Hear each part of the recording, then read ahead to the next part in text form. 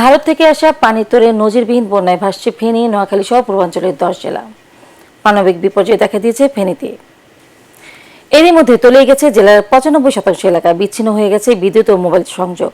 Rail line ডুবে ঢাকা সিলেট ও ঢাকা চট্টগ্রাম রুটে বন্ধ হয়ে গেছে ট্রেন যোগাযোগ। পানি উঠায় ঢাকা চট্টগ্রাম মহাসড়কে বন্ধ যান চলাচল। বানভাসী মানুষকে উদ্ধারে অভিযান চালাচ্ছে বিজিবি, সেনা, নৌবাহিনী, কোস্টগার্ড, ফায়ার সার্ভিস সহ সরকারি বেসরকারি বিভিন্ন সংস্থা। প্রতিনিধিদের পাঠানো তথ্য ও ছবিতে আরো জানাচ্ছেন জাহিদুল আলম। মনে করা হচ্ছে স্মরণকালের সবচেয়ে প্রলয়ঙ্কারী বন্যা হতে পারে এটি।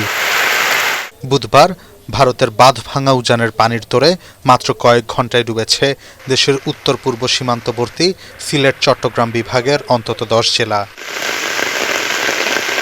কোনো আগাম সতর্কবার্তা না থাকায় প্রস্তুতিও ছিল না এসব অঞ্চলের মানুষের। বানভাসী মানুষের আর্তনাদ যেন দ্রুত নিরাপদ আশ্রয়ে সরিয়ে নেওয়া হয় তাদের। 30 বছরেও বন্যার এমন ভয়াল চিত্র আর দেখেননি ফেনী পরশুরামের মানুষ। বুধবার একদিনেই জেলার কোথাও কোথাও পানি বেড়েছে 8 থেকে 10 ফুট পর্যন্ত। ফুলগাজী, পরশুরাম এবং ছাগলনাইয়া উপজেলার 95% এলাকায় এখন পানির নিচে। জেলা শহরের গ্র্যান্ড ট্যাঙ্ক রোডে কোমর সমান পানি উঠেছে। রাস্তার উপর দিয়ে চলছে স্পিডবোট ও নৌকা। বাড়ির ছাদে চালে আশ্রয় নিয়েছেন অনেকেই। 10 লাখেরও বেশি মানুষ পানিবন্দী হয়েছেন ফেনী জেলায়। পানির যে ভয়াবহতা আমরা যেতে পারিনি, অনেক শিশুদের কান্না, মেয়েদের কান্না আমরা শুনেছি। ভারতের ত্রিপুরা সংলগ্ন ব্রাহ্মণবাড়িয়া জেলার বন্যা পরিস্থিতিও মারাত্মক রূপ নিয়েছে। বাঁধ ব্রিজ ভেঙে বন্ধ হয়ে গেছে আখাউড়া আগরতলা মহাসড়ক। স্থলবন্দরের কোথাও হাঁটু, আবার কোথাও কোমর সমান পানি। বন্ধ করে দেয়া হয়েছে সব ধরনের আমদানি রপ্তানি ও যাত্রী পারাপার। নোয়াখালীর 9 উপজেলার 20 লাখ মানুষ পানিবন্দী। বিভিন্ন জায়গায় অপরিকল্পিত বাঁধ কেটে পানি সরানোর কাজ করছেন স্থানীয়রা। গবাদি পশু নিয়ে বিপাকে বন্যার্তরা।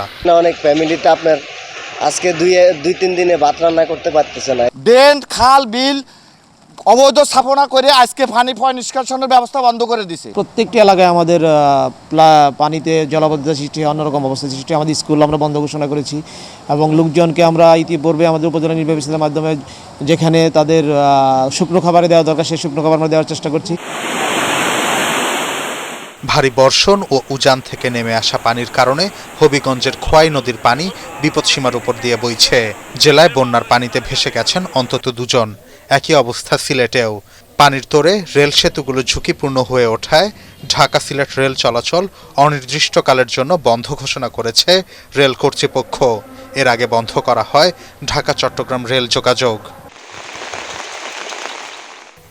প্রবল বর্ষণ ও পাহাড়ি ঢলে খাগড়াছড়ি ও বান্দরবানের কয়েক হাজার মানুষ পানিবন্দী হয়ে পড়েছেন। ওই 2 শহরের অনেক এলাকাও প্লাবিত হয়েছে। পানির তোড়ে নষ্ট হয়ে গেছে রাবার বাগান ও সবজি ক্ষেত। টানা বর্ষণের কারণে পাহাড় ধসের আতঙ্কে আছেন স্থানীয় বাসিন্দারা। 31 বছর পর ত্রিপুরার ডম্বুর জলাধারের গেট খুলে দেয়ায় সীমান্তবর্তী জেলাগুলোতে হঠাৎ ভয়াবহ এই বন্যা পরিস্থিতি তৈরি হয়েছে বলে মনে করা হচ্ছে। জাহিদুল আলম, এটিএন বাংলা।